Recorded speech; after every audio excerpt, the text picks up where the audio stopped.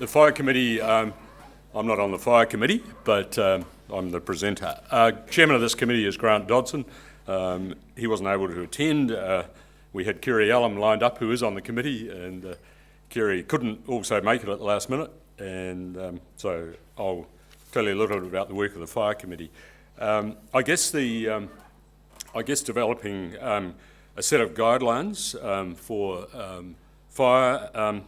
There was a set of guidelines produced for operational strategic guidelines for fire back in 2001, and clearly they're getting a bit dated now, so they have been used as the basis for an updated set of guidelines that are being prepared for forest owners, and particularly about assisting members of both forest owners and farm forestry to manage the risk of fire and prevent loss to their plantation forest assets.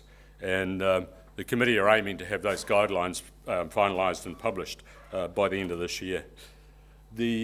Obviously the fire prevention campaign that you see that's run during the summer months is organised and funded in conjunction with the new Fire and Emergency organisation, and that's around producing radio, television, poster campaigns and so on, targeting the high risk, targeting sort of, I suppose, high risk demographics and people over the fire season. The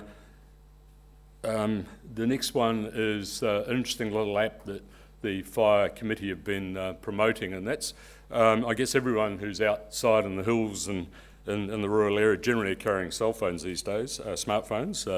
The idea here is, as a result of feedback from people that they never know who to contact and they're never quite sure just what the particular fire hazard situation is in a given area and what they can do and what they can't do. The idea here is to develop a fire app or an app that you can, if you're in a location, you're in an area where there is a forest, you can actually click on the app. It'll know from the GPS in your phone where you are, and it'll give you the details on the particular forest in that area, who the owners are, how you get permission, or can you go into the forest, do you need permits, and so on. And so they're promoting development of that app. I guess the committee is also, with the reorganisation of rural fire and the changes there to bring rural fire in under a single, to bring fire management into a single entity, the new Fire and Emergency organisation, FENS.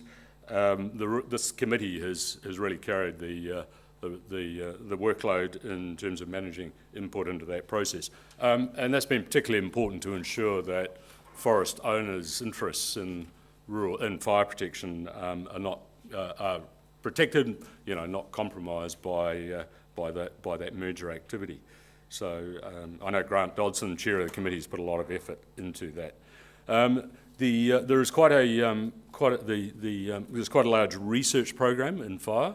Now, whilst that's not managed by this committee, the committee are connected quite closely to it. The researchers do engage pretty closely with the group, and we did present fairly fully on it at the Forest Growers Conference last year in Christchurch, but there is a new fire research program, which is focusing on extreme fire. And I guess here in New Zealand, we've always thought we don't have the fire situations that you get in Australia or you get in North America. And I think what's sort of happening, and as predicted, with climate change, drier on the East Coast, more intense weather events coming through, that we are in fact finding that we are getting some pretty extreme fire conditions. And the recent Port Hills fire down in Christchurch last year, the fires in Marlborough, that was evidence that we had extreme fire conditions, and that requires new responses from the fire people.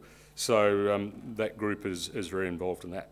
So that's the update on the Fire Committee from someone who's not on that committee, but hopefully I've done justice to it for Grant. Okay,